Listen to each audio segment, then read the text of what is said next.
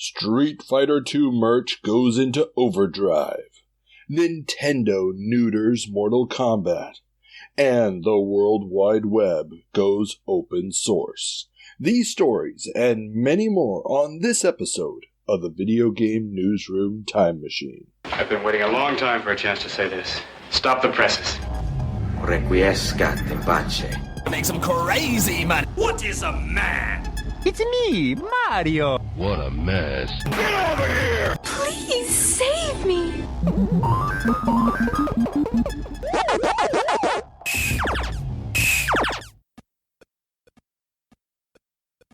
Welcome back to the Video Game Newsroom Time Machine, the show where we travel back in time to find out what was making headlines in the home computer and video game industries of yesteryear. Today we're going to be traveling back 30 years to April of 1993.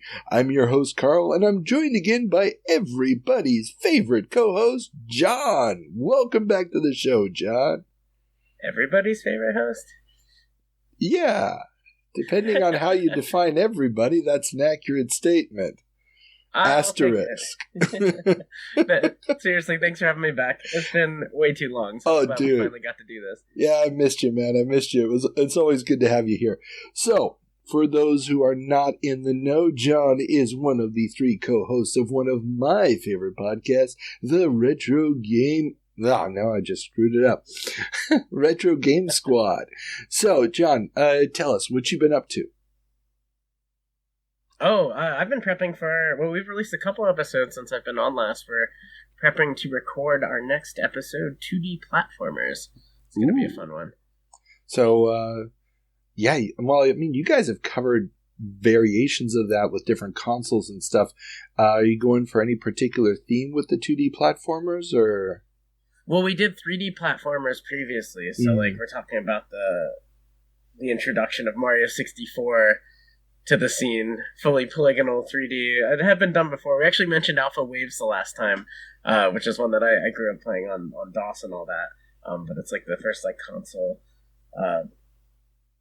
2D platformers. But yeah, we're covering like Batman for the NES, Super Mario Brothers 3, like the classic like 2D platformers. So we're going to be kind of doing a casual analysis of, you know, what makes a 2D platformer. We kind of have included them before, but this is the first time we're doing that casual deep dive on like 2D platformers and a little bit of like what were our first like 2D platformers. Just a little bit of like you know, like what do 2D platformers mean to us?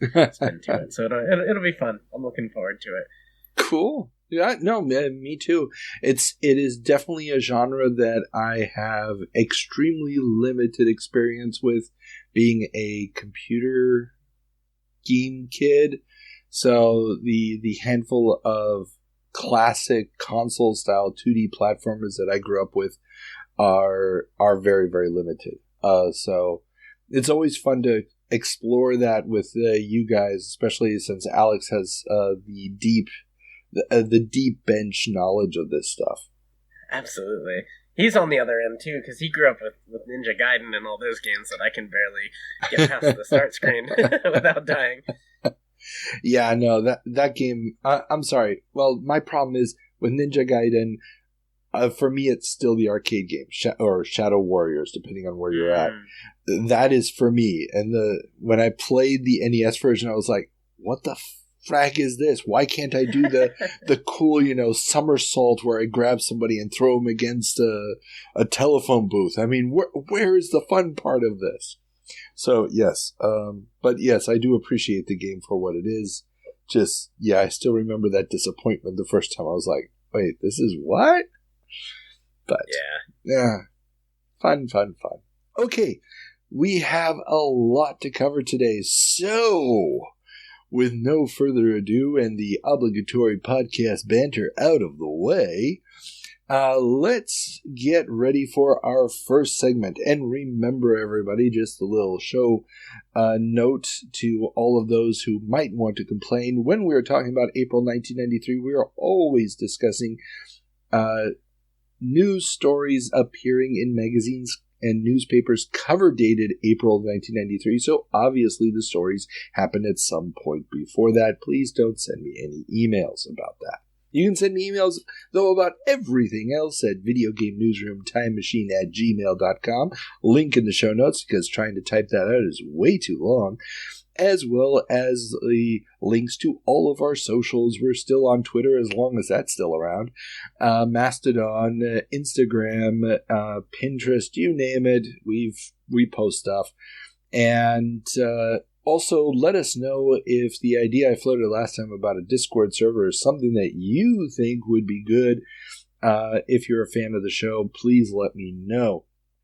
Also, you can become a member of our Patreon, where you can see the video version of our next segment, the 7 Minutes in Heaven, where our intrepid co-host must play a game that was reviewed in a publication dated April of 1993 for 7 minutes that they have never played before. We had some true gems on this month's list, and I mean, it was a long one. We had Wave Race, the original game for the Game Boy. We had Flashback on the Amiga. We had Chuck Rock 2. We had Lionheart, Desert Strike, NBA Jam, the arcade game, In the Hunt, one of my old-time faves. But instead, we went with a little game that had already been burning a hole in John's Super Nintendo collection. He had not played it yet, even though he owned the cart. We've all been there. And so we decided that that is going to be the one to go with.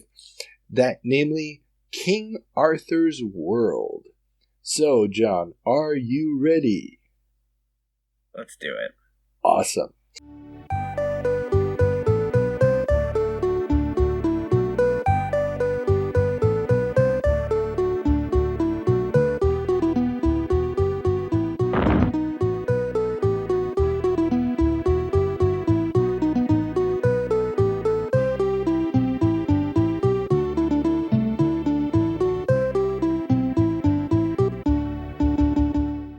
Welcome back, John, from your 7 Minutes in Heaven. So, for the uninitiated, how would you describe King Arthur's World based off of your time with the game? Ooh, well, I'm going to repeat what I was originally told that sold me on this game in the first place, having never played it and sitting in my library, is it's Lemmings meets the Renaissance period, and that's basically it. Okay, that is a good start. Yeah, so you're controlling. Couldn't tell if you were actually King Arthur. It implies that you're one of the knights, and you have control, kind of like Lemmings. So they don't give you a ton of different units. It's just the one to start with, and you're clicking around trying to get him to the treasure at the end of the levels that I played, at least. I don't know if there's other objectives later, but that's what we did. I dodged some arrows. I dodged some molten whatever that was, and I opened a door. It was incredible. Yeah, it actually looked interesting. I mean, obviously the interface isn't as intuitive as Lemmings is, with all of the functions on screen at the same time. You had to switch back and forth between menus because you had different types of units, and you also kind of had to wait for them to get over there from the tent where you start on the far right of the screen. Yep. But, yeah, it definitely looked like a fun game that probably gets very intricate with the puzzles later on. Yeah, I would definitely be interested in seeing where it goes. They and of course the immediate sell is the support for the SNES mouse, which you'll see in that video that you'll see in the video that it had like that cool mouse trail. I remember the 90s, like early 2000s was prime time for like really cool mouse cursors and all of that. It's all about that mouse artwork. That's what gets me. But it's funny because we started a little late recording because I was having technical issues and I had never cleaned this mouse out before. If anybody knows the joys of cleaning ball mice, that was That was quite a thing. I'm glad you said ball mice and not mouse balls, but okay.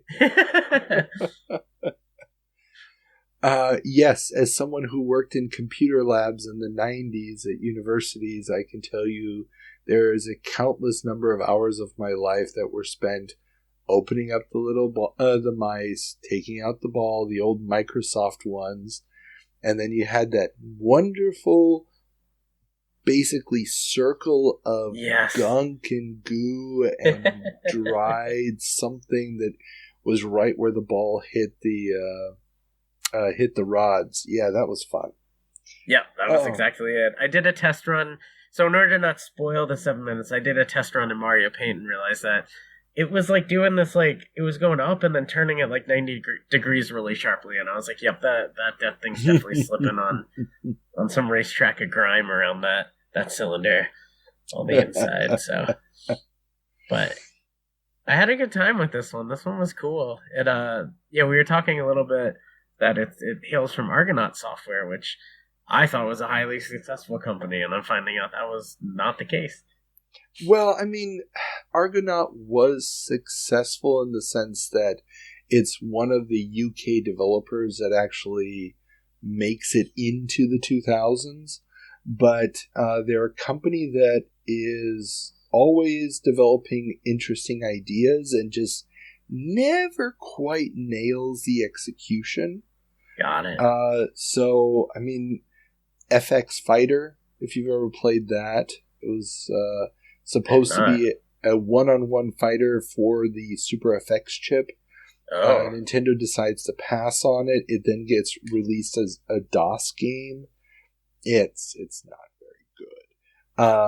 And then they pitched doing a 3D Yoshi game, and that gets rejected by Nintendo. They end up releasing it as Croc, which has all of its own design issues.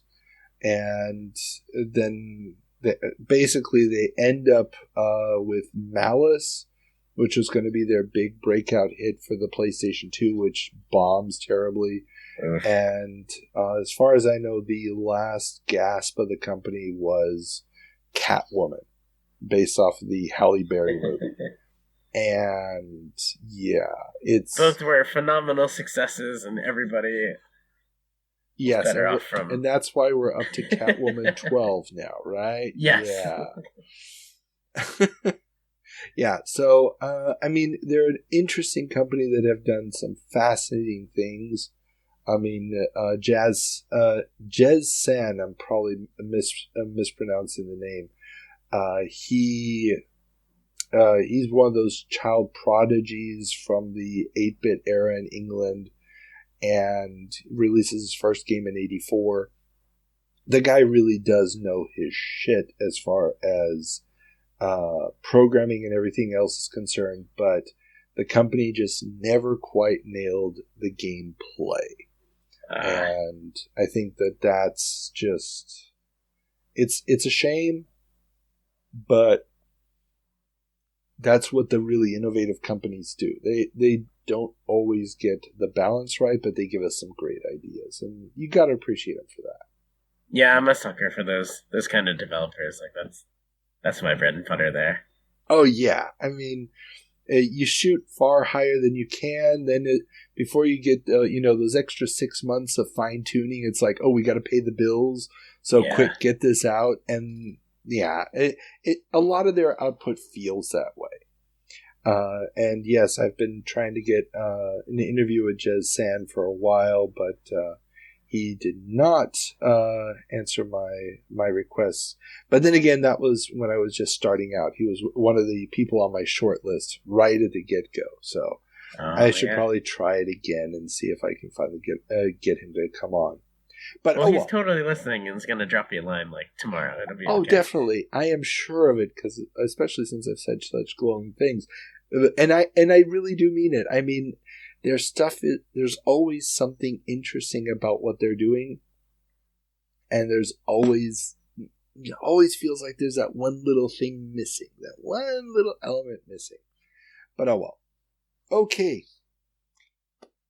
Would you recommend this game to others who have not tried it yet? I personally liked it. I would say yes, but it has to be your cup of tea for a point-and-click strategy game. If you're a strategy gamer, yes, absolutely. I would say yes with an asterisk. Okay, so for a very select few, and if you take a couple looks at the screenshots or watch the video version of our discussion, then you will know whether or not this is for you, or if you should just steer clear. Cool. Fair enough. I definitely want to go back and see what like the controller controls were like, and just see more of the game. I'm excited to jump back in. Hey, you know what? If that's what comes out of the 7 Minutes in Heaven, then 7 Minutes in Heaven has done its job well. Yes, I believe so. Okay, then in that case, we have one more task before we turn on the time machine, and that is to check in with our good friend Ethan to find out what I got wrong in our March 1993 episode in a little segment we call The Department of Corrections. Hello, this is a prepaid collect call from the Department of Corrections. This call is subject to recording and monitoring. To accept charges, press 1. You may start the conversation now. Welcome back, Ethan. So, before we get started with everything... What? Hold on, Carl. I'm stopping you at the door today. Oh. Because, actually, I don't have anything. You got nothing? For this time. Yeah. Oh. It's, this is the era you got back into PC gaming, so you actually know what happened. But I do, there is at least one little comment to give to Monsieur Smith over there. I'm just going to put this out there, not going to elaborate. But you should listen to Wild Bill, Alex. That's all I'll say. You mean the wisdom of Wild Bill? No further elaboration. Okay, no further elaboration. We're going to leave the mystery right there, and hopefully the keen listeners of this podcast will be able to discern exactly what you're dealing with or talking about. Yes. Now, wait, Carl, you have a slip of paper right there. It seems you have brought a correction to the Department of Corrections. It's more of a furthering of the story. But yes, it is also a correction. Longtime listener, Zachary Kendall, he wrote me about the story about the Sonic comic books, the Sonic the Hedgehog comic books, and the reason or the whole background story of what happened with the comics and why the Archie comic characters aren't showing up in the newer comics anymore. And it has largely to do with the fact, and Zach sent me a really cool long email. Thank you very much, Zach, because yeah, I went even beyond the big amount of information you sent me, went on a little bit of a deep dive. Not a topic we need to go in here, but it's fascinating because, hey, intellectual property law with comic books. What is there not to love about that? Yeah, the lawyer in me is weird. But apparently there's a gent by the name of Ken Penders. And he was the main writer for the Sonic comics. I'm quoting directly from Zach here. For a long time, he started writing for them in 1993, and his last work was in 2006. And then in 2009, he sued Archie to get the rights back to original characters that he had created for the series after Sonic Chronicles. And that was the BioWare Sonic RPG that nobody really likes. And they use characters that had very strong resemblance to Pender's characters. So basically this whole thing turns into a huge lawsuit, which ends in 2013 with Penders getting the rights to pretty much every character, around 200 of them, that he had created for the Sonic comics. And since Archie didn't have any of the original contracts for any of their artists, This left them wide open for being sued by anyone else who had created characters for the Sonic comics.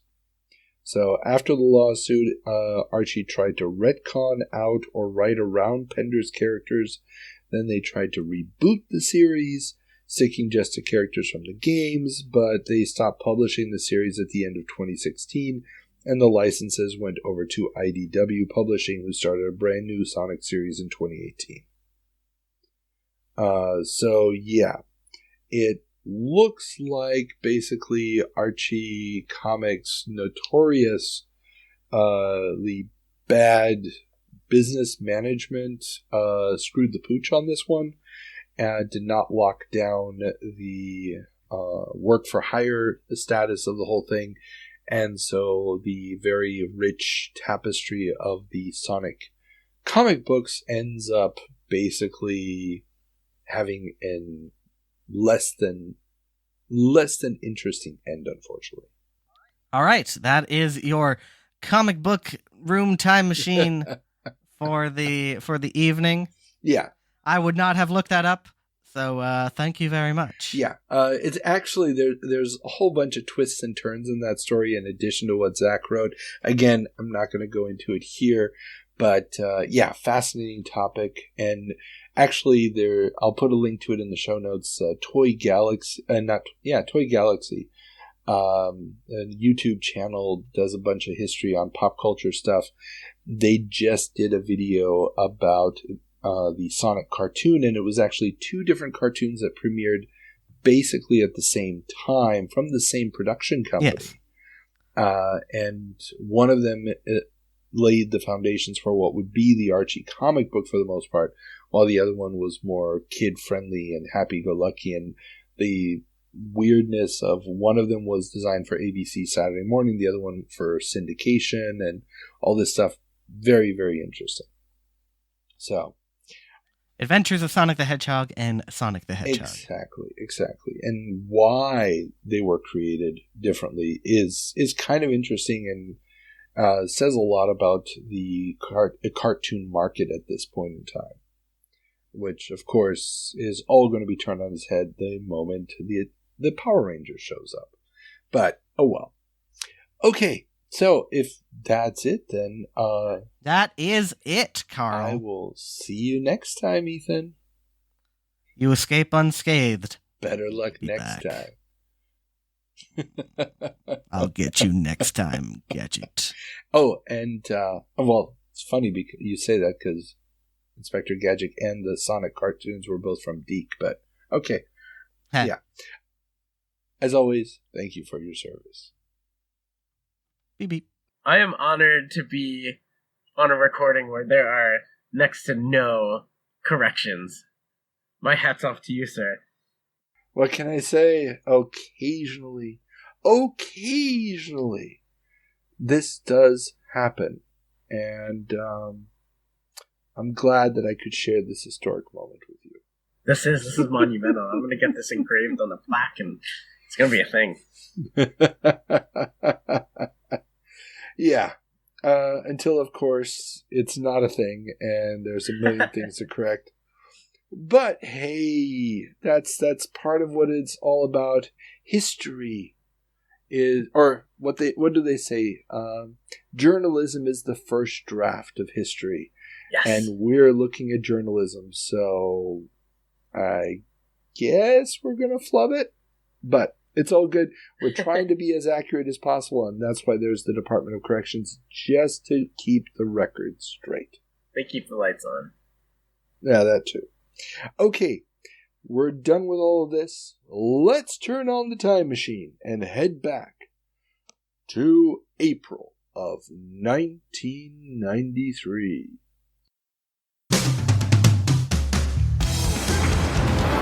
Best possible game.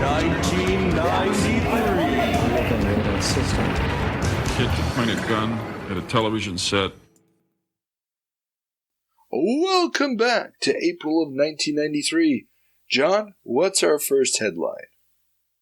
Acme show goes for diversity.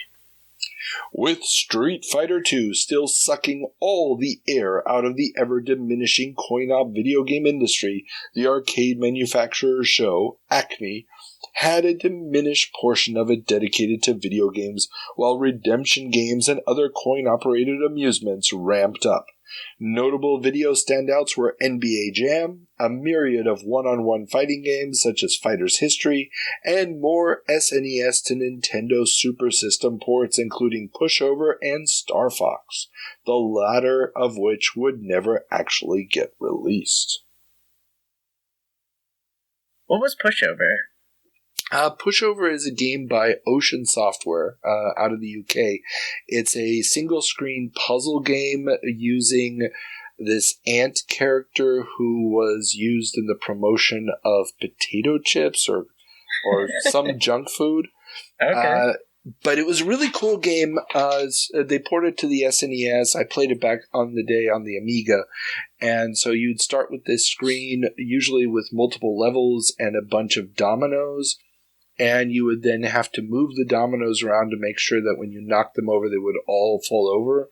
The tricky part of the game was that the dominoes were yellow, and they would have different combinations of red stripes on them, indicating what would happen. So, like some of them you would knock over, and they would fly upward as opposed to downward, or they would split in half, or something like that. The downside to the game was that you had to memorize what all of these did.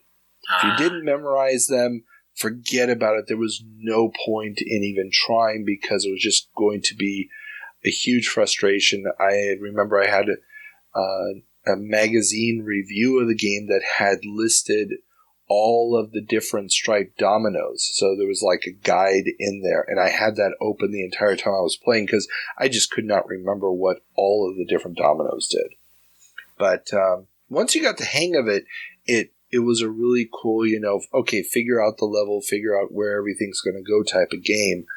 But for an arcade, no, it's a terrible idea. But Ocean is pretty much the last company still supporting this. They've been running ads in all the trade publications for their video game adaptations of the Addams Family movie and RoboCop 3 and whatever else they think they can port over to the Super NES in order to get some extra bucks or advertising out of those super systems that arcade operators bought to replace their PlayChoice 10s. Yep. And as we covered a few months ago, Nintendo has already dropped the product. They're completely out of the arcade business at this point. Yeah, that's rough. I was definitely thinking of that in or the follow-up question would have been how that fits in an arcade setting. So, that makes a lot of sense. Yeah, have you ever seen one of the Nintendo Super Systems arcade cabinets? I'm not sure. I'm familiar with the PlayChoice 10s. Those I'm very familiar with.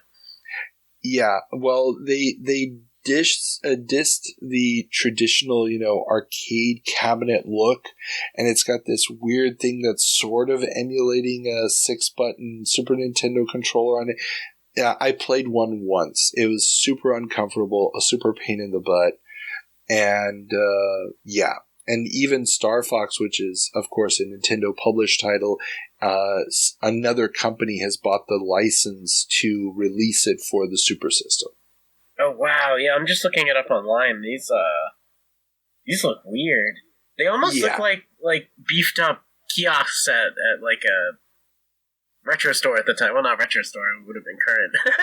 Yeah, exactly. Yeah. And that's basically, I mean, the PlayChoice 10 was sort of that concept, but they still sold it to the arcade operators as, hey, cheap software, already popular stuff, kids will love playing it. And these, I mean, it's just such a blatant, here, check out the games you want to pester mom and dad for. Yeah. But it's coming into an arcade market that has already been so massacred by the consoles that, there's just no point to it. Yeah, well, there's an interesting argument that, that everything they're playing at the arcade could be played at home, but home systems did kill the arcade a little bit, so it's definitely practice versus concept. Well, it's more than a little bit. It is a definite. A lot of it. All the bits. Now, the one thing that the arcade can start to do, I mean, virtual racing is already out. 3D is obviously coming. There was some VR present at the Acme show. VR8, we've talked about them a couple times now. They're claiming that their system, which would be out in a month or so at $10,000 per unit, which is just insane at this point for an arcade cabinet. Alternate Worlds was showing off a VR version of Wolfenstein 3D at $26,000. But most showgoers agreed that the headset was uncomfortable and the graphics were grainy. So yeah, the VR at Acme is not really going anywhere anytime soon. Now, yeah, the VR8 system, I feel like I've played a couple. There was like was it a tank game almost? I'm trying to think. Yeah, there was a tank game that they made primarily using sprite scaling. Ah, okay, maybe that's what I'm thinking of. Yeah, it's this like helmet that you like is on like a crane arm above you, and you like pull it down and you hold it with two hands. Yeah, that it's an interesting solution for an arcade form factor, but it seems very clunky in practice. Very clunky in practice. There's really no way that this is going to actually survive the rigors of an arcade. And at that price, forget about it. Sure. Yeah, 10,000 is very steep, but it's the future. It's not going to make you as much money per square foot as, let's say, a Street Fighter II cab. And the Wolfenstein 3D thing actually also gets released, and they port a bunch of the other standard Wolfenstein engine games like, what was it? Steve Blake or whatever. No, not Steve Blake. It was a sci-fi variant on Wolfenstein. I can't think of the name of it right now. But Blake Stone? Blake Stone, thank you. Not Steve Blake, Blake Stone. That gets ported to it. Guy. Yeah. But the problem is, of course, with that engine, you can't look up or down. So it's like you're moving your head up, you can't see up. You're still seeing the screen as if it's, the horizon is still in the middle of your eyes. Yeah, those raycasting engines did not support that. Exactly. That's interesting. I didn't know that was... Wow, it had a 486 in it. I guess that makes sense if it's running all that. Huh. I need to do more research on these. That's cool. Oh yeah, I mean, there's quite a few of these, including our next story. Visions of Reality joins VR race. The increasingly crowded field of site-based VR center contenders has grown again with San Francisco-based Visions of Reality. The startup is licensing software and tech from former military simulation companies like Gemini Technology, Sense8, and Kaiser Electro-Optics.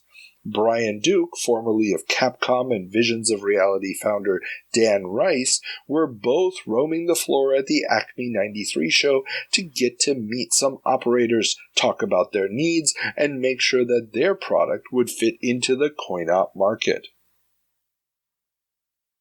I have a confession. Yes. I've never heard of the Acme Game Show prior to this article, or these two articles. Okay, so at this point in time, there's two major shows. I mean, there's a ton of shows for operators of coin-op machines, because they're so localized. And you have the bigger dealers will put out their own shows. But the two main shows are Acme and AMOA. Now, Acme is the one that's run by the manufacturers to show off their equipment. The AMOA show is organized by the Operators Association.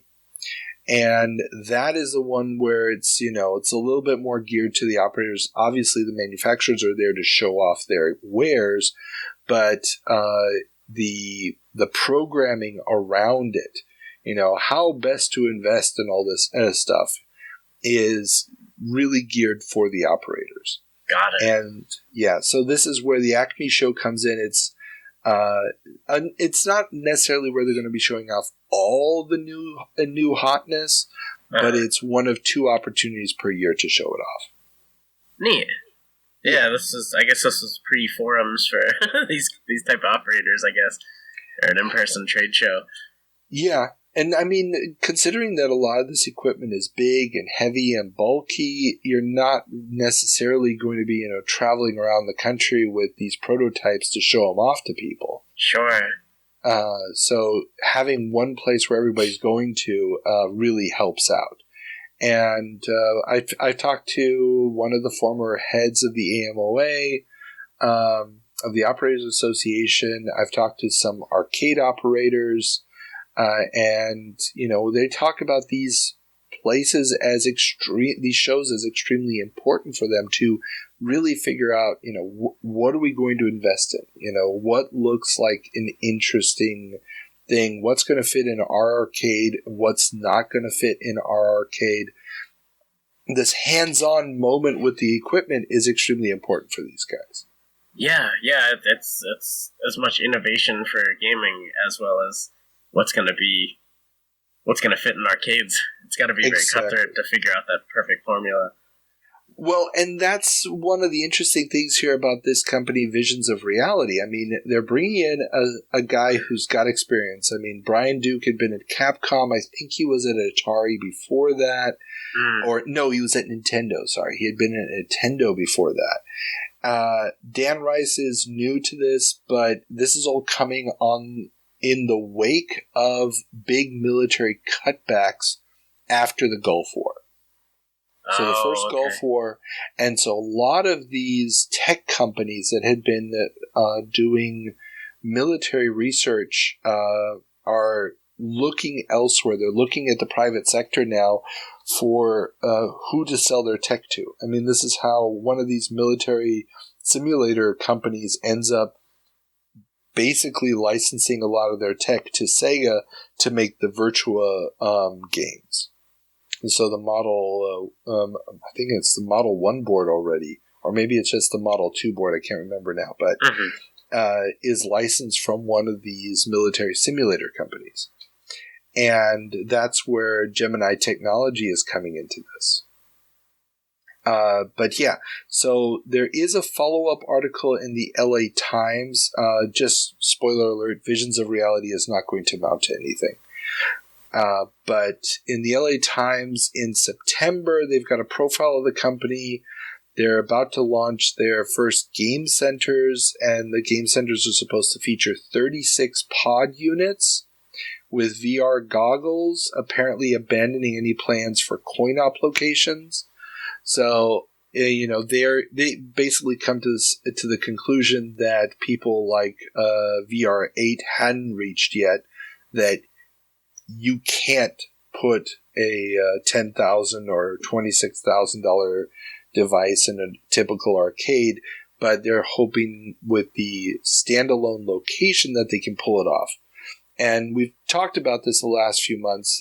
There's one company trying to do a Star Trek themed on-site location-based simulation project.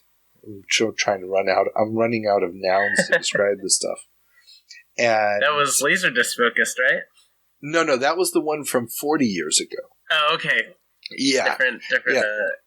Yeah. Same series, different time. Yeah, my interview with the guy who was running that project will be coming out here pretty soon. I finished that. That was interesting. But yeah, no. This was supposed to be not VR directly, but it was going to be, the immersive experience. Go down to the mall and go into the Star Trek experience. And yeah, it's just, this stuff is just too expensive in comparison with what is coming out in the home. But the move to 3D graphics is something that, you're not going to be doing on your SNES or your Genesis at this point. So it seems like the one place where the coin-op biz can still flex its muscle. Yeah, it's an interesting thought. Yeah, like what's next for the arcades? But yeah. Well, and apparently in England, we can see what's next. Moving on to what's next. Zool arcade game debuts at Earl's Court. The Earl's Court coin-op show in the UK was host to the premiere of Zool, the arcade game. Gremlin graphics action platformer born on the Amiga and PC will be one of the few home computer characters to take to arcades. Perhaps a trend that can help revitalize the faltering arcade industry? I just remember Zool with the eyes for the O's. That's all I remember of Zool, and I apologize that that's my only recollection of that game. I'll be honest with you, there are those who have a very, very fond place in their heart for Zool. I am not one of them. Zool was an attempt to sort of get in on the character-based platformer thing from consoles, but doing it on a computer. It tries to sort of do the speed thing of Sonic, but not really.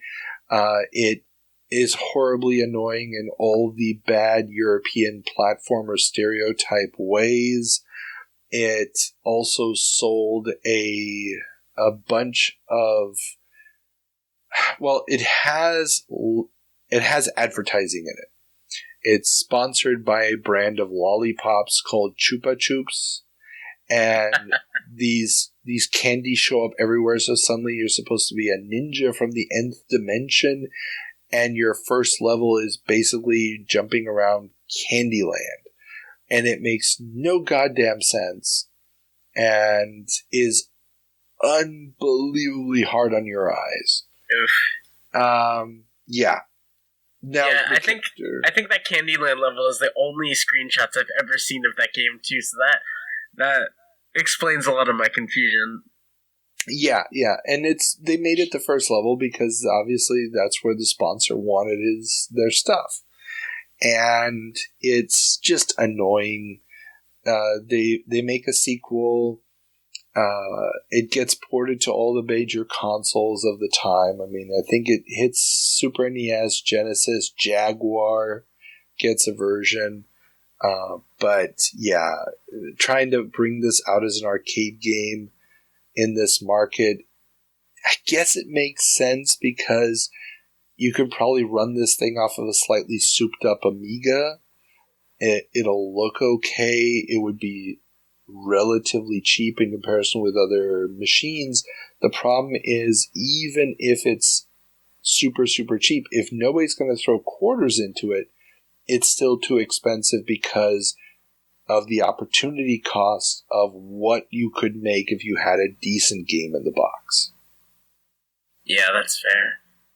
Yeah, and that's why this is not going to succeed. There was an attempt to use Amigas as the core of arcade games 5 or 6 years earlier. We'll be talking about that when we get to it. I believe it was an offshoot of Mastertronic. Games like Xenon and ARG. And yeah, that failed miserably as well for the simple fact that the games were not up to snuff because the hardware wasn't as good as hardware of the time, and the games were not actually designed to be arcade games. You have to design differently for the arcade. And at this point, I mean, unless you're Street Fighter 2, nobody really cares. Yeah, as long as you get those quarters flowing, and some of them that was not the formula. Well, and there's just really, the one thing the arcade still has is you will always have a player two. You don't always have that at home. But you can go into the arcade and you can almost always count on there's going to be one other person who wants to play Street Fighter or Mortal Kombat with you. Yep. And that was still the socializing factor was still in the arcades. And I think that a game like Zool, which is a single player jump and run game, misses the point. Yeah, I could see that. Yeah. Huh. But speaking of Street Fighter 2. Yes. Capcom does merchandising. Yes, you got it right. Capcom has announced that they have signed 24 key license deals for the production of Street Fighter-related merchandise. Everything from toys, plush figures, trading cards, and apparel. 1993 promises to be the year of the Street Fighter. Where's the flamethrower tie-in? You know they would have released it if they thought they could get away with it. I mean, come on. You've got characters in the game that breathe flames. Right. It simply makes sense. It writes itself. Absolutely. Yeah. You can put a little soundbite in there, too, from the characters. Great. Parents would love it. Yeah. But, this is capping off, an absolutely bombastic year for Capcom. It's basically every month for the last year and a half we've been talking something related to Street Fighter 2. With, Champion Edition, Hyper Fighting Editions out there, and so on and so forth. So now, Capcom's 1992 numbers have come out. They show a 33% increase over 1991 revenue, and an 80% increase over 1990. So, it's phenomenal. Street Fighter 2 is just huge. Yeah, they've got lightning in a bottle there, for sure. Yeah, and it's almost exclusively Street Fighter 2. There's really nothing else that's moving the needle at Capcom. Replay Magazine, that's a magazine for the coin-op industry, reports that Capcom sold 21,000 Street Fighter 2 machines in 1992, 24,000 Champion Edition machines in addition. These are separate numbers. And 11,000 Turbo Chip enhancement kits and 2,000 Street Fighter 2 enhancement kits with the Turbo Chip already installed. So this is all, for the coin-op industry, obviously if we were talking consoles, would be nothing. But you're talking a very expensive item each time. You're talking a very high profit margin each time. And these are just phenomenal numbers, especially for an industry that's been in decline for a decade. Yeah, I'm trying to think what MSRP is on something like that.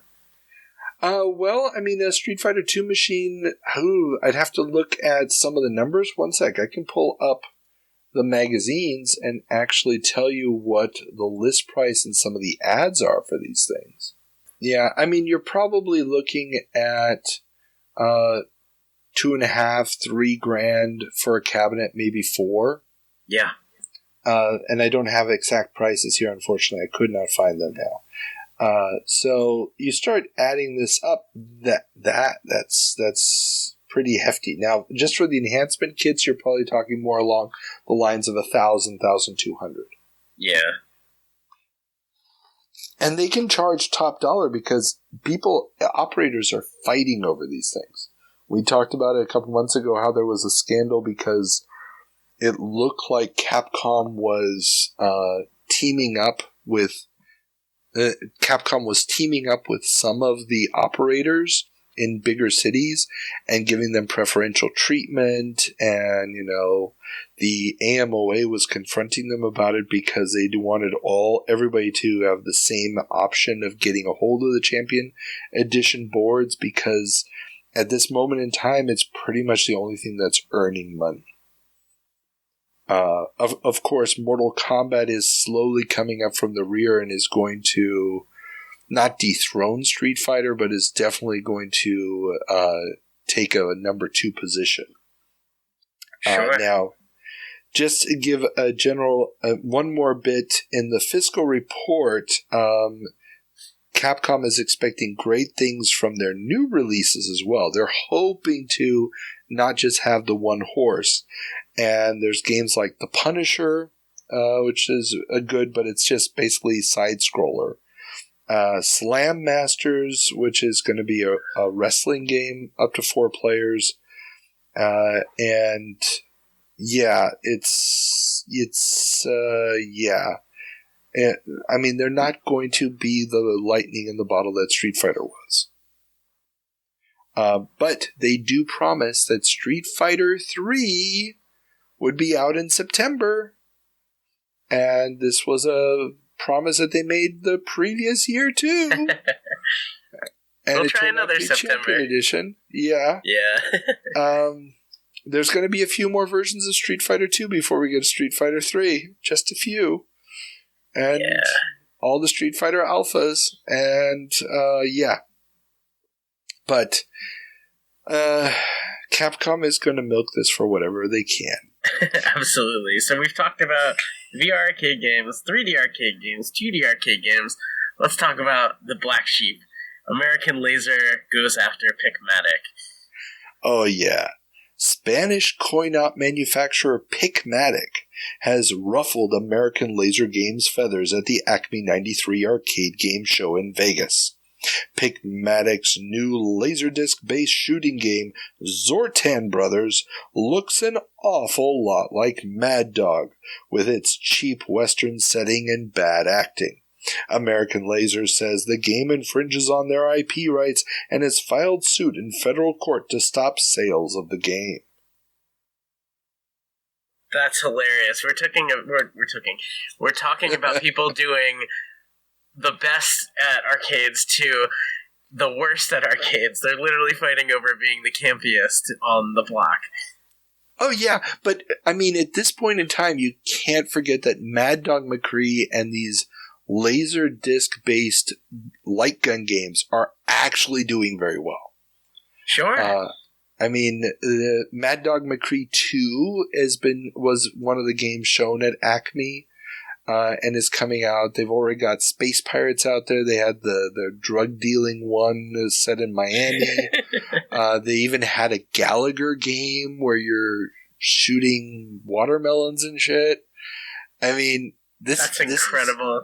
This is a little cottage industry now. Sure. I feel like I've only scraped the surface. I did have a chance to play Mad Dog recently, and that was actually a pretty neat experience. Yeah. I mean, I've played it too in the past. It was a fun game for the time, and it was a really, really different from your typical, Hogan's Alley type of thing. Sure. Yeah, you get the extra... acting, I guess, is the real term for it. Yeah. It's a neat concept. Well, I mean, remember, this is a time when laser discs are extremely expensive. VHS is the predominant form of recorded video. Virtually nobody has a CD-ROM drive. There's still no proper CD-ROM drive standards. And so you're going into this arcade, and suddenly there's this technological marvel where, it's going to play video, and depending on what you do, the video changes. You can't influence video. Yeah, computers, sprites, we're used to that now, but video? For most people, this is their first hands-on experience with video clip choice. And it was pretty damn cool feeling at the time. Yeah, it's like a choose-your-own-adventure movie. And I really like the presentation of the arcade cabinet, too, because that's not just... I mean, people think Laserdisc for home video, and it's just like popping in a VHS, but like when you're in the arcade, like, you're immersed in that video. You don't see the player, you just see the arcade cabinet and these flowing videos that are reacting, and it's more than just the chiptune, like, reproduction or, like, the sound effects. It's actual, it's pre-rendered, but it's well done. Yeah. Well, and the other thing also from a business standpoint for the coin-op operators, the idea here was, you pop in a new disc and you suddenly have a new game that keeps the customers coming back. Oh, yeah, that too. I mean, and it's a much cheaper changeover than buying, a new board with CPUs and stuff on them. Sure. And the idea is it's a completely new game, but when you think about it, it's just shooting targets, but that's never gotten old. I mean, when Virtua Cop comes around, yeah, it's going to be 3D models and zooming in, zooming out, but ultimately it's still just, point gun at screen, shoot bad guy. And there's something inherently fun about that mechanic that is never going to die. Agreed. Yeah. But speaking of things that are going to die. Yeah, great minds, man. Yeah, we've been talking about arcades all day. Jaguar impresses at CES. Yes. Electronic Gaming Monthly's gossip column Quarterman reports that Atari's new console, the Jaguar, impressed the tech heads at CES, but that, quote, RAM problems, end quote, cripple its lightning-fast processor and advanced graphics chips. Yeah, RAM problems. Definitely the issue there. Well, actually that is. And the reason I brought this up is that the Jaguar hardware doesn't get shown on the CES floor.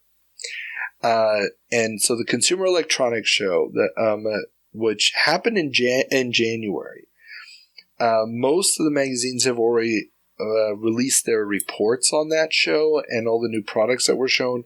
The Jaguar hardware was actually shown behind closed doors, and this happens quite often at these shows. Mm-hmm.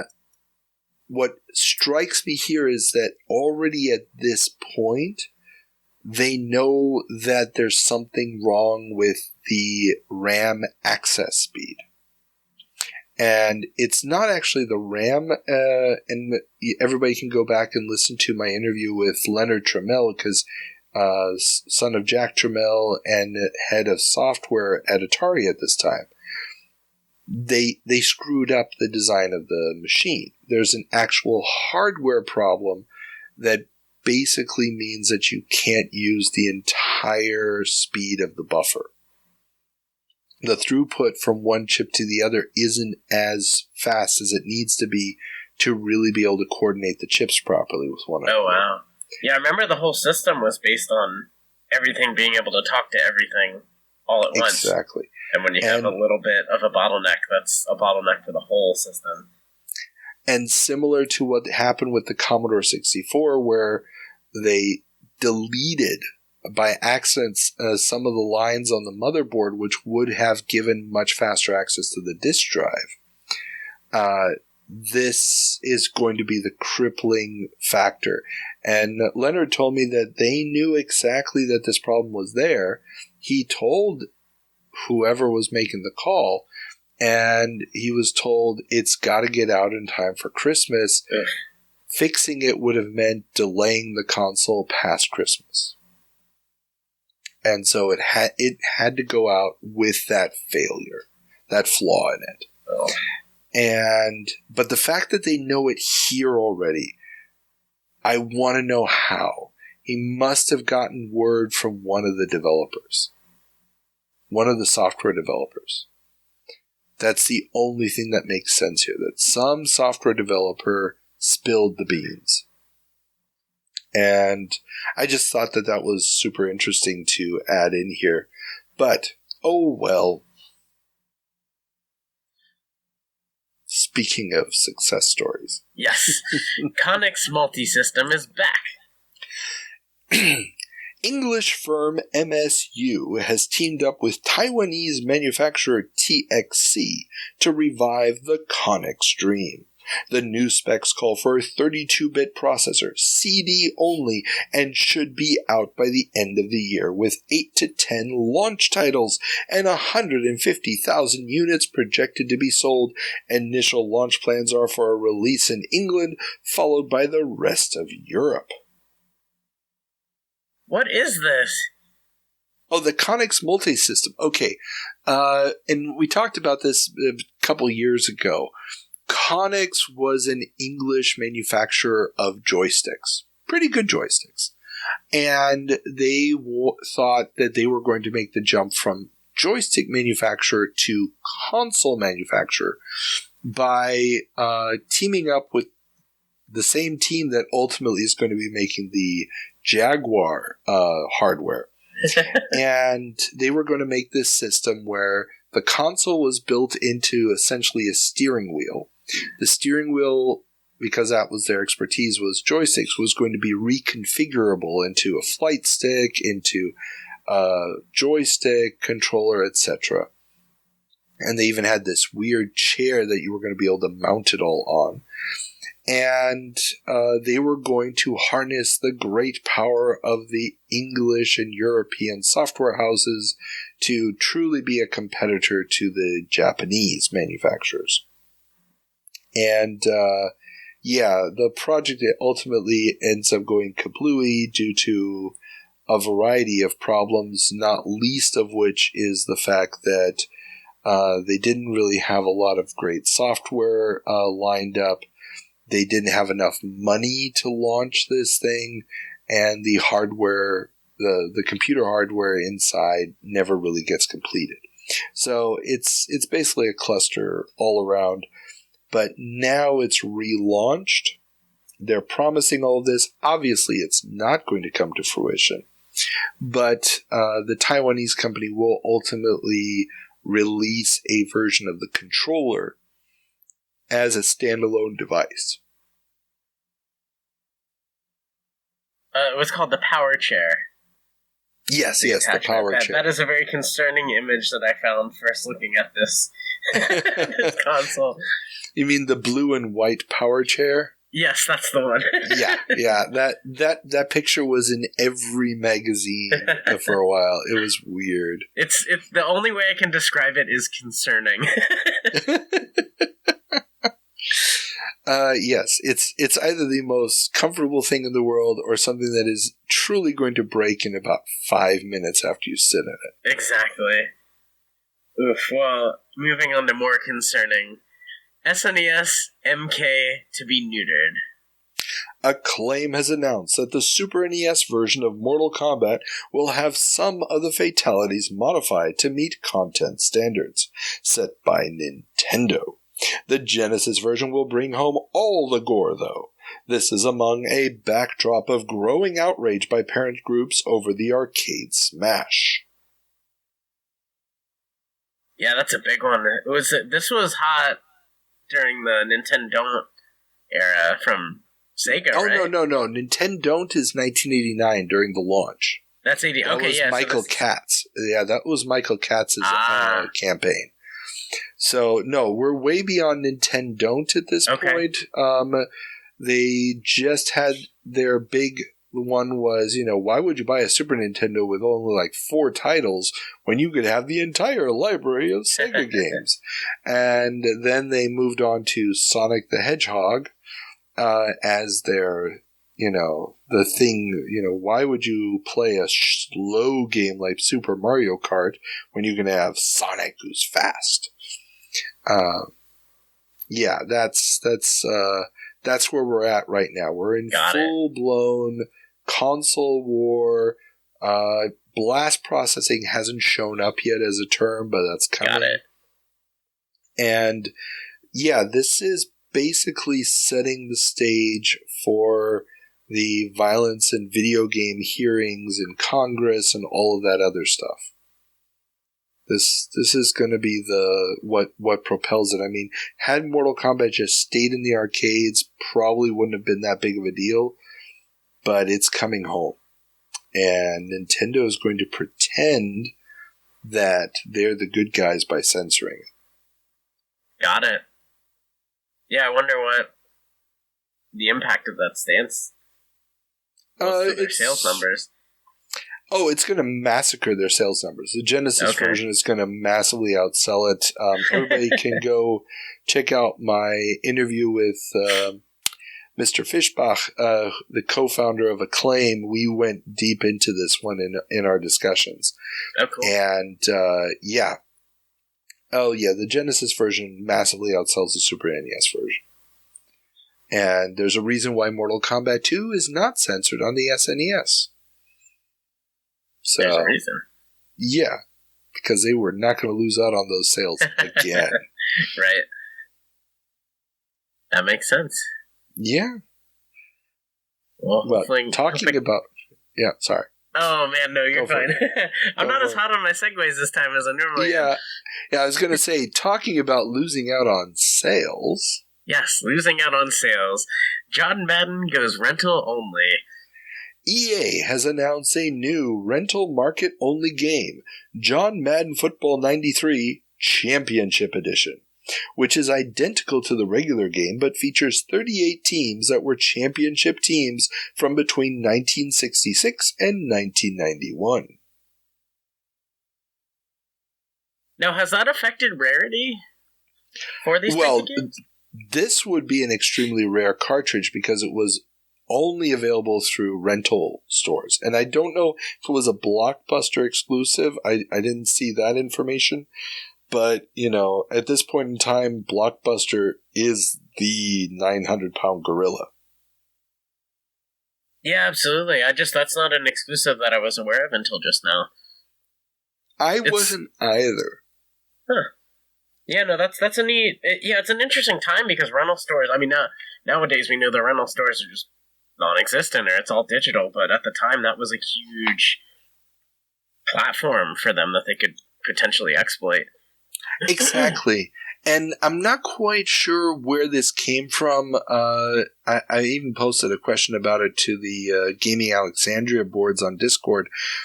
I don't know if this was just an experiment, if this was a licensing deal where they couldn't use the names of those players and stuff for an actual sold product, but there was a loophole that they could use the older team names or older player names for something that wasn't going to be sold but rented. I honestly don't know. Clearly, Championship Edition is a riff on Street Fighter 2 Champion Edition. Yeah, there's no way around that. And they probably don't have the rights to the word Super Bowl. They could have just called it Super Bowl Edition, but yeah, they're clearly riffing off of Street Fighter here. Yeah. Who knows? I mean, they might have just been trying it out to see, hey, how much business is actually in this? Because obviously they're selling the cartridges to Blockbuster at a much higher price than they would to normal consumers. Who knows? Interesting experiment. I'm not aware of them never doing it again. Obviously, there were some rental-only games released subsequently by other companies, but I don't know of any EA games that did it.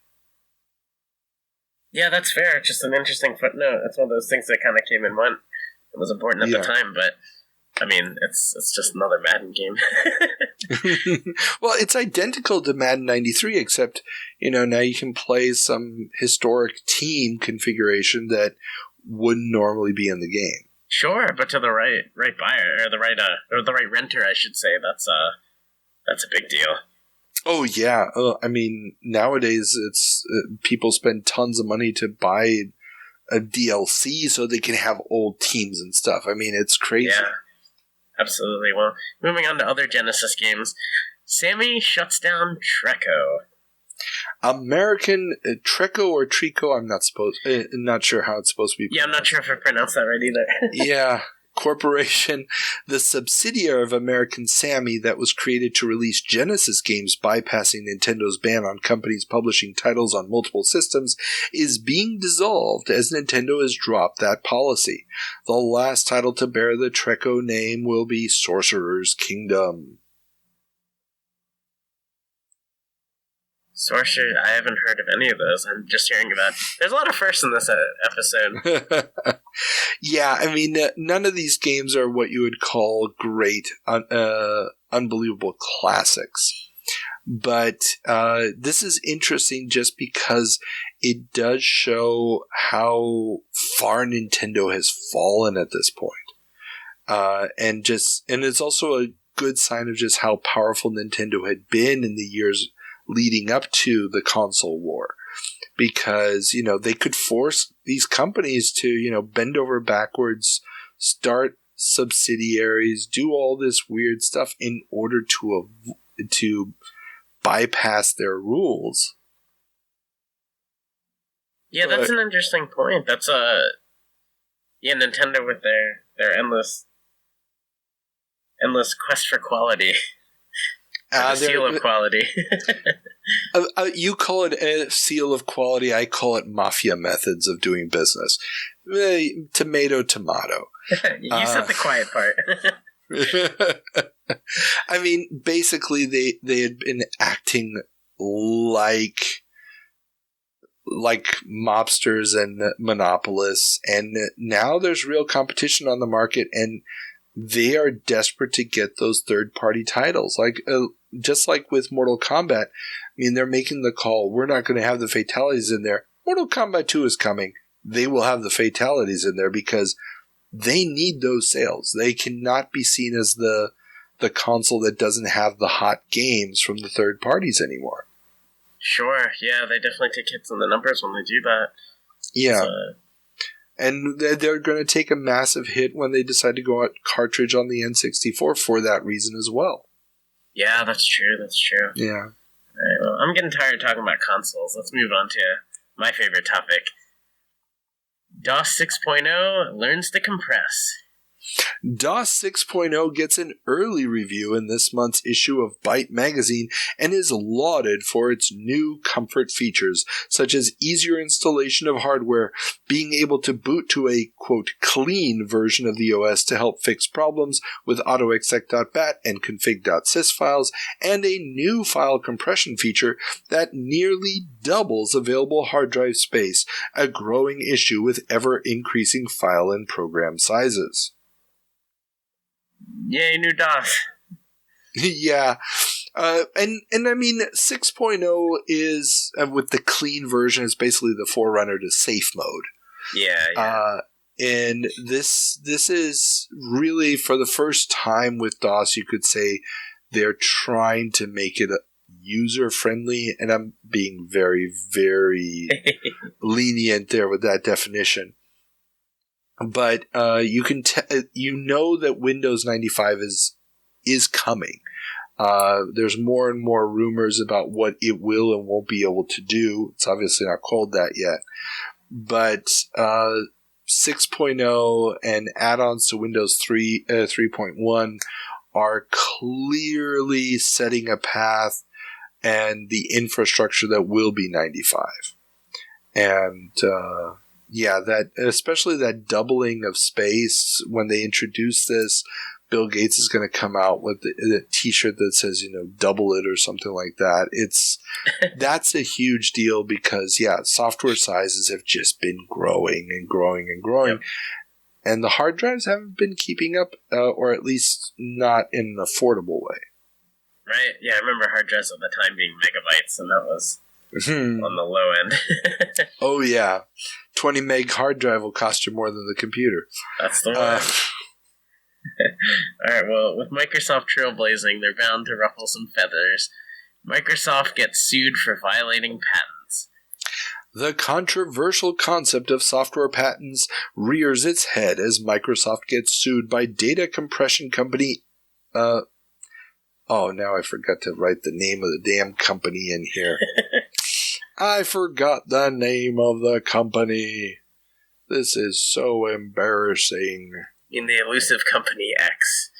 Yeah, I was writing this and then I couldn't remember the name of the company and I was doing it on my phone and didn't want to keep going back and forth. And that led to this very stupid situation where I am now searching out the name of the company again. Doesn't matter, they're going to disappear because Microsoft is Microsoft, but yeah, here we go. Stacker. It's Stacker. Okay, I'm going to do this over from the start. STAC had patent compression technology. Stacker is the software that implemented it. Ah, okay, so it's STAC? Yes, Stack Electronics. So, the controversial concept of software patents rears its head as Microsoft gets sued by data compression company Stack Electronics over DOS 6.0's data compression tech, which Stack says they were to be the supplier for, but when Microsoft refused to pay for Stack's software, instead claiming they should be happy to become the industry standard, Stack backed out of the negotiations, but Microsoft used software that infringed on Stack's software patents. Off you instance number 2 in this conversation. Yes. Well, I mean, so software patents. We need to talk about that. The idea of a patent is that you have a right to protect the method of performing an action. Now, we talked about this a month or two ago. There was an important case about software patents that basically software patents are going to be deemed not to be valid.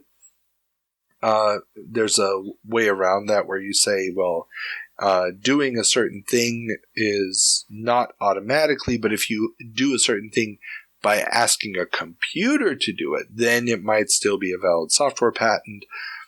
That's neither here nor there, but they're saying that they have a right to their method of compressing files on the hard drive to increase the accessible space on the hard drive. Yep. And that they, in order to integrate their software into DOS 6.0, they had to reveal to Microsoft all their secrets. And when Microsoft refused to pay for it, Microsoft just goes ahead and uses what they know in order to implement their own version. And their implementation is so close to Stack's that they deserve compensation. Now, the FTC, the Federal Trade Commission, which normally watches out for monopoly behavior, is investigating Microsoft's monopoly powers and are in limbo as the FTC has apparently deadlocked on how to proceed and will have to reconvene further discuss the matter. Now, those with a keen memory might remember that at some point later on, there's going to be an FTC investigation into Microsoft's monopoly of the browser market. We're not there yet, but what they've been investigated here for, and we talked about this as well, is the fact that because Microsoft has a monopoly on the operating system, and because the different teams inside Microsoft have access to new developments in the operating system, like, oh, you're going to have this hard drive compression thing in the next version of DOS that's coming out 2 months from now. Great, we're going to build integration for that into Office. That way, when the people buy the new DOS, new Office will immediately take advantage of it. Well, if you're not inside Microsoft and let's say you're making Word perfect, it's going to take you much, much longer in order to figure out how to best take advantage of this new DOS feature. Yep. And it's going to impact your market viability just because, you don't have that advantage of being on the inside. So that's what the FTC is investigating them for right now, and this obviously would fit right in to that mold of, them basically learning how this stuff works from somebody else, passing that information on to everybody else in the company, and then not even paying Stack for the pleasure of it. Yeah, it's very Big Brother. I don't even know how to describe that. It's weird. It definitely gets weird. It's once you control the entire environment, it becomes an exponential growth of your power. Yep. You don't just control the one thing. Now you have an advantage in every other thing that you do. And it's definitely something for them to look at. Obviously, they're not going to do anything about it, but at least they're looking at it at this point. Right. Moving from software to hardware, IBM losses mount. After a weak 1992 that saw Big Blue lay off 40,000 employees and with plans to lay off an additional 25,000 in 1993, IBM has announced a fourth quarter loss of $5.46 billion with a B dollars. The collapse of the mainframe computer market, which is largely being replaced by cheaper and ever more powerful desktop computers, is the main cause. Yeah, that's IBM for you. I don't know how to say that differently, because at the time they were all in on mainframes, like huge computers, and now we have computers the size of a quarter. we've been talking about how they've been dropping out of the PC market that they basically created, and now it's really hitting home. I mean, they've created a monster with the PC compatible standard. Well, they didn't want it. They didn't want it to be a standard. They wanted it to be their machines. But by going generic, they did create a standard. And yeah, mainframes in the traditional sense are dead. Now, obviously, we're just a couple years away from servers being required for much larger purposes, and we'll talk more about that here in a minute. But these are some dark days for IBM at this point. Yeah, gotta check yourself scenarios and writing's on the wall if you don't course correct. Exactly. And talking about course correcting. Yes. Canon buys Next hardware division. Steve Jobs' Next company has sold off its hardware division to Canon in order to focus on porting their software to a wider variety of platforms in light of what Steve Jobs calls the commoditization of the hardware market. I remember the Next company briefly.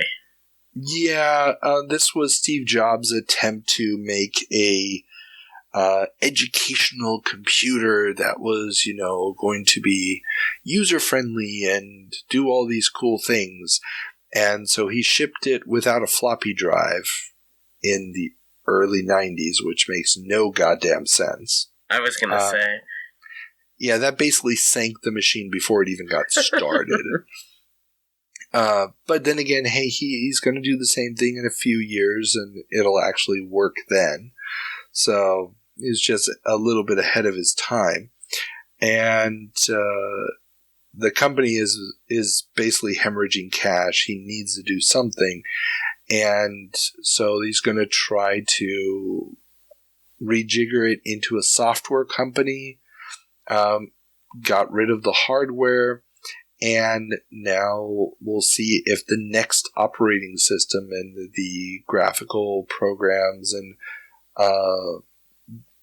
all the software that he's developed for it can be ported and be useful on other systems. But yeah, the answer to that is no. What he will do is a variant, or I think it's a Next inspired operating system. I don't know how much of the software is actually taken over, is going to become the Mac OS when he takes over Apple again. Fair enough. Yeah. Well, talking about companies with successful educational software, MECC pulls Freedom. The Minnesota Educational Computer Corporation, the spun-off version of the groundbreaking Minnesota Educational Computer Consortium, has announced that they are pulling their 1992 release game Freedom, an educational program that allows players to take the role of a slave in 1830 trying to escape from a southern plantation to the north due to a racially insensitive language in the game. They will also ask all schools using the software to destroy their copies, but Temp Elementary School District will still have it in their curriculum in 1995, leading to a lawsuit from parents of a black child. Good Lord. Yeah, this game is, there's a part of me, and when I first saw Freedom, I thought it was actually the game by Cocktail Vision. That came out a few years earlier, which was a point-and-click adventure game where you are an African slave in a Caribbean plantation trying to organize a uprising of the slaves. And I thought it was that, but no, this is a whole different ballgame. This is trying to take the Oregon Trail game mechanics and apply them to, escaping slavery. And there's no nice way or no way to make that experience something that a grade schooler is going to be able to interact with without it going horribly, horribly wrong. Yeah, that's my thought exactly. Yeah. I'm not even going to touch this one. That's, Yeah. I mean, there's a link to the Moby Games page if anybody wants to check it out. Obviously, the language that they're using, I don't think it's as harsh as it would have been at the time, but it's still clearly nasty as hell. And yeah. I do applaud the attempt because it is a subject matter that, especially nowadays, is apparently something that we're trying to whitewash out of schools, especially in certain states, the Republican ones, but and should not be forgotten. But yeah, I don't know if an interactive game is the right method for that. But oh well. Yes. Speaking of racism. Yes. Daryl Gates to design Police Quest 4. After series creator James Walls left to join Tsunami, Police Quest was left without a creative head. Well, newly retired LAPD chief Daryl F. Gates will now be taking the reins for Police Quest 4. And if you don't know why he retired, and I'm using air quotes on that, yeah, you may want to look up the LA riots and Rodney King, and yeah, he didn't really leave voluntarily, and oh boy. Yeah, Ken Williams, as stated in my interview with him, this is a decision he's going to learn to regret because Gates is a bit of a monster. Oof. Or was. I don't know if he's still alive. Yeah. Yeah, that kind of speaks for itself. Yeah, really. Police Quest 4 will also be the final point-and-click adventure game carrying that name. There's going to be 3 additional games later on that are going to be tactical shooter games based around the SWAT team concept, which Gates was a pioneer in introducing to the LAPD and to police forces in general. So, yeah, if you ever were worried about the fact that your local cops now think that they're actually soldiers, he's largely to blame for that part too. So yeah, the world just keeps getting better, and giving him a forum as a video game designer did not help. Oh well. Sorry. Okay, on to happier news. Yes. Segue. Photoshop arrives on Windows. Oh yeah, Adobe's flagship graphics program born on the Mac has finally gotten a Windows release. What was the other competitors for Photoshop prior to? There was a bunch of lesser programs on Windows, but there really wasn't anything to compete with Photoshop. I mean, Photoshop was what made Photoshop great was the algorithms for dealing with pixel blending and so forth that right from the outset made it different, made it better. And those were only available on the Mac. Bringing that now into the Windows environment is literally just what will make Photoshop the industry, not just the industry standard, but the standard for everything. Yeah, that's right. I totally forgot that Photoshop started out on Apple devices, right? Yeah, on Macs. Yeah. On Macs, yeah. And I mean, we're going to see there's an event we're going to talk about a little bit later in the show, that the timing of Photoshop coming to Windows, aka the platform everybody has, DOS 6.0, Windows 3.11, all of these things are going to be happening about the same time as one other big event. And it's going to mean that when we talk about, the industry standard for photo manipulation, up until this point was literally people who worked at magazines, people who worked at newspapers. There was really no need for the everyday person to do this because most people at best had a dot matrix printer at home. So even if you did a really cool photo thing, what were you going to do with it? It was just going to sit on your computer, and somebody had to come to your house and look at it on your computer. If the image file was larger than 1.75 or 78, whatever a floppy disk could hold, you couldn't transport it. There was no point to photo manipulation for the vast majority of the population. That's all about to change in the next 2 years. And Photoshop is going to be the thing that is at the forefront of all of that. And so, yeah, right place, right time, no competition really yet. And anything else that comes along that could compete with it is going to be too late. I don't know. I was a Picasso at the time with my copy of Kid Pics. Well, at this point, I'm still playing around with deluxe paint on my Amiga, so there you go. It's all good. It is all good, and it's about to get better. Shifting to a different topic, online. First, GSM CallMade. Vodafone, using a Nokia-made cell phone, has made the first data and voice communication using the new Global System for Mobile Communications standard. This standard would allow for both digital voice as well as text message communication of up to 160 characters. The GSM standard, developed in Europe, is quickly being adopted around the world, while in North America, 2 competing standards are still vying for positions, and Japan is developing their own standard. That's huge. Oh, yes. That is so big. Like, it's very much a footnote, but it's well, it's not a footnote. I mean, this really does change the game because once you have that standardization, and now all bets are off. Now you can let it rip. You can start offering services, and the number of people who can take advantage of them across service providers increases exponentially.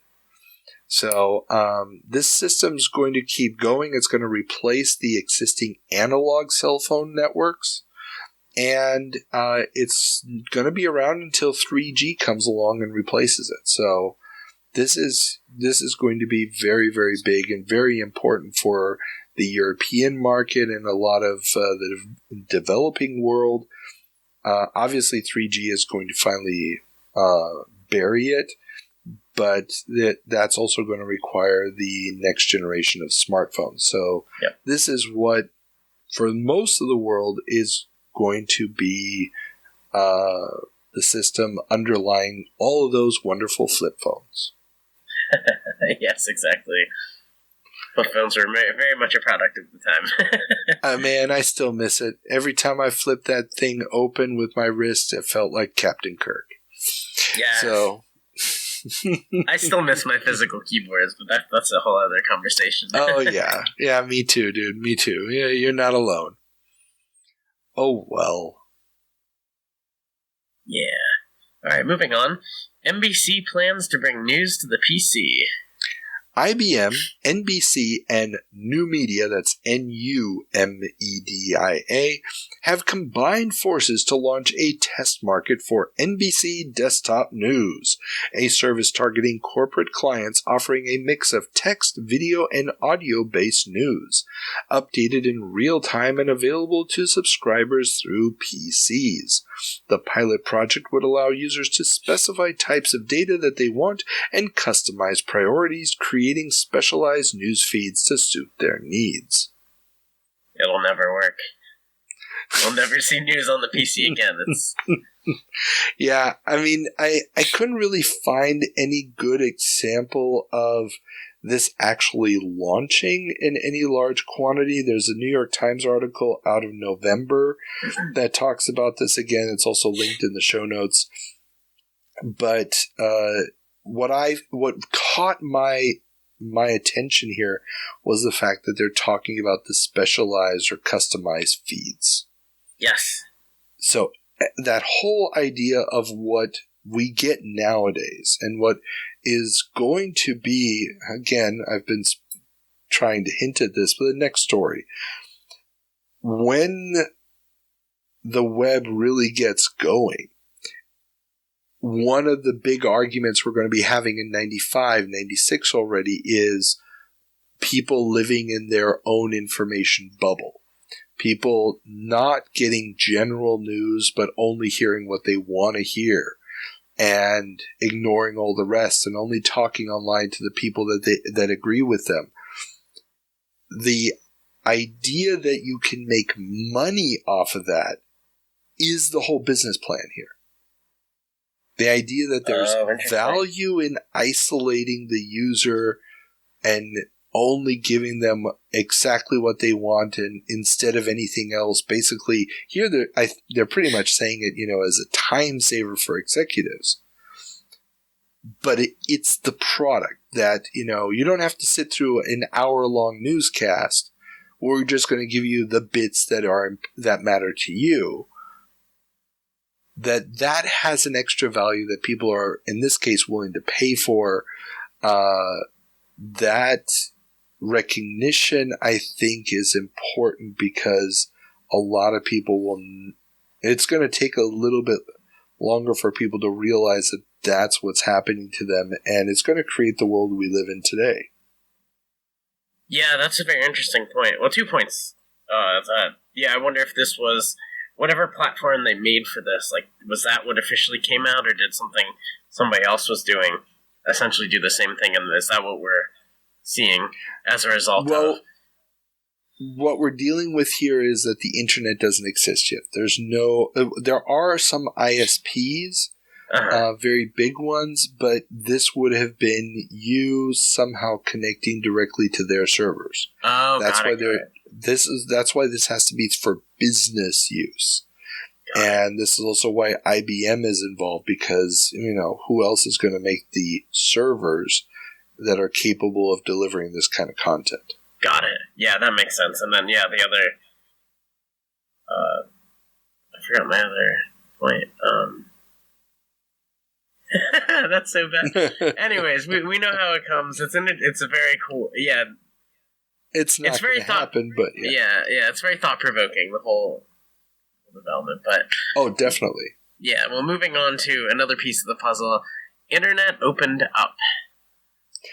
On April 30th, 1993, Tim Berners-Lee, a researcher at CERN, released the source code for the first web browser. Soon, royalty-free web browsers like Mosaic would pop up and the internet would become something the everyman could use. Huge. This is one of the defining moments of our time. Yes. Because, we've got the Sierra Network, we've got AOL, we've got CompuServe, all of these guys, all non-compatible systems. And here is a guy just saying, okay, here's the keys to the kingdom. This will become the standard for how to present data on the internet. And he's given it away for free so that, it can be born. And yeah, I'm reading my notes right now inside of a web browser that's built directly on what this guy designed. Yeah. It's crazy. It's cool. And yeah, obviously I don't have a newspaper article for this. I'm just connecting to history.com. Had this listed, but this was too big an important event not to have mentioned because it's going to influence virtually everything we've talked about today.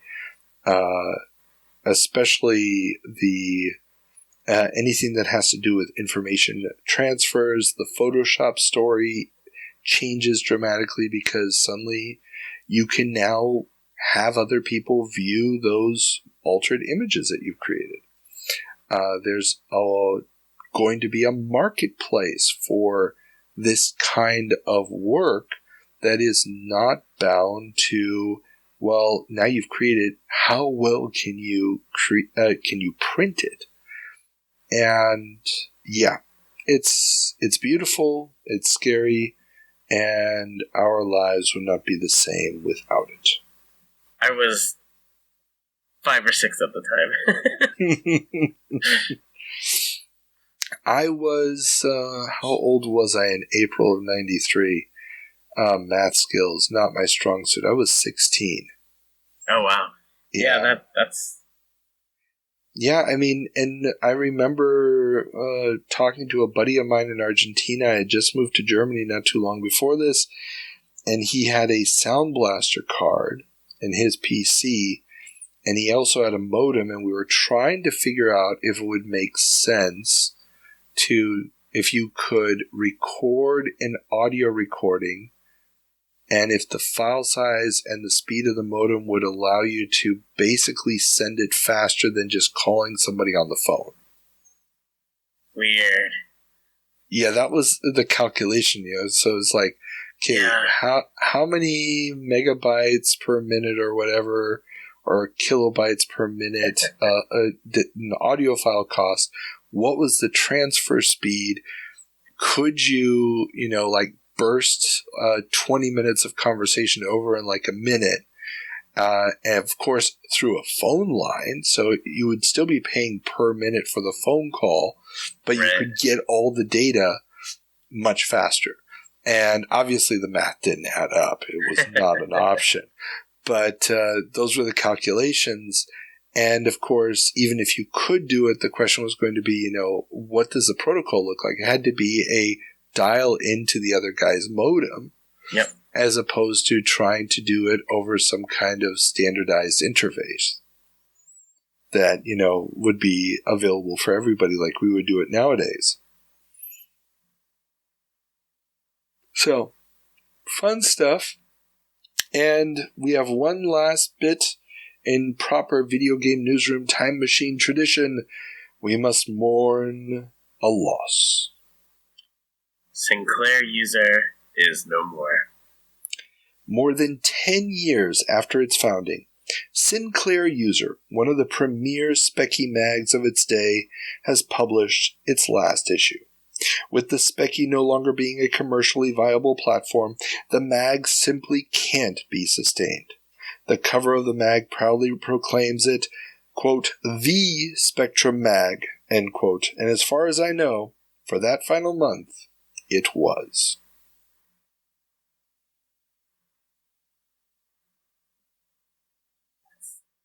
Rest in peace.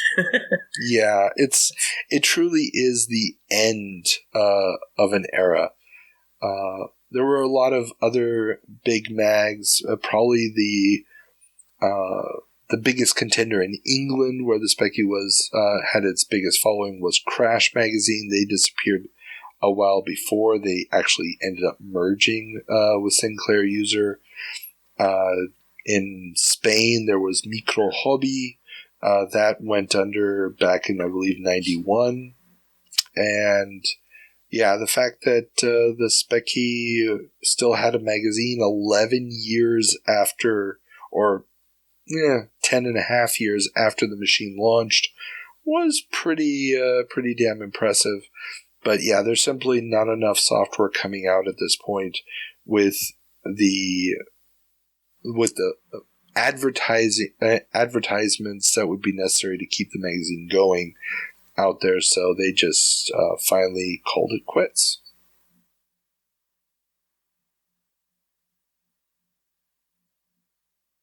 Just giving a moment of silence. It's crazy to think. I mean, 10 years is it's beautiful. That's amazing. It's just you hate to see it go. Yeah. Well, and the magazine did start before the Spectrum because it was originally for the ZX80 and 81 series of computers. But yeah, it really takes off with the Specky. It starts out more, programming and stuff, but then finds its voice in gaming because that's really the purpose of a Specky. Yeah, but it is also sort of the beginning of, or it's the life cycle of all of these system-specific magazines. Once you're a system-specific mag, that's it. I mean, you are bound to that platform, and when that platform's over, you are too. Sometimes you can do the transition when the company is manufacturing them do it. There's another magazine in England at this point called Commodore User, or at least it started out as that. In the meantime, it's gone from Commodore User, which was primarily C64 mag, to CU Amiga, so it's Commodore User Amiga. And they made that transition, but once the Amiga's dead, they're also going to disappear. And so, yeah, it's unfortunately one of those things. There's still a Commodore 64 magazine in England at this point. They're still publishing, and they'll be publishing for a little bit longer, but that market's also going to last a little bit longer than the Speccy market. Mainly because they can transition over to disc, and the Speccy was still stuck in cassette territory, but, it is what it is. The 8-bits are almost gone at this point. Yeah, this is where the soundbite of Taps starts playing. Exactly. Okay, so with that being said, we are done with our history. We are done with our travels. There's only one task left for you, John, and that is the word of the episode. Internet. There you go. I couldn't have said it better myself. Okay, everybody. Again, if you want to follow us, want to support us on Patreon, $1 a month gets you all the video content plus early access to our interview episodes, and it would also let me know that you care. And beyond that, all the socials and stuff, links are in the show notes. John, where can people find your fine work? Oh, yeah, we're on all major platforms. Retro Game Squad on Spotify. Find us at RetroGameSquad.com. And we're recording our 2D Platformers episode next month. Oh, sweet. So we're going to be, it's May right now, so I don't know when this comes out, but this will be the next couple of days. I want to get it in while it's still May. Fair enough. But next month, June, we'll be releasing a new episode. We're excited to do that. And I have to take a second to say thank you again for having me on the show. I've been missing this action. It's been a lot of fun. Dude, I always love having you here. Always a pleasure. And at some point, we do need to do our whole C64 retrospective project. Yes, absolutely. My list of games is getting there. I think I have a format down for it. I'm thinking, okay. We do for each year of the C64 the top 10 games and one really, really, really bad game. Yes, I'm all in. Last time we talked, I don't think we've announced this, but I actually have a Commodore 64 that I'm going to be fixing up, so that'll give me a chance to run stuff on some real hardware. So I'm real excited for that. Anybody who knows me, that's retro hardware is my jam. So just make sure you buy an SD card so that whole slow disk drive thing doesn't ruin the fun for you. Oh, that's fair. Yeah, I'll be picking your brain about that for sure. Oh, yeah. And I'm always here for you. So, awesome. Okay. With that being said, everybody, have fun. Game on.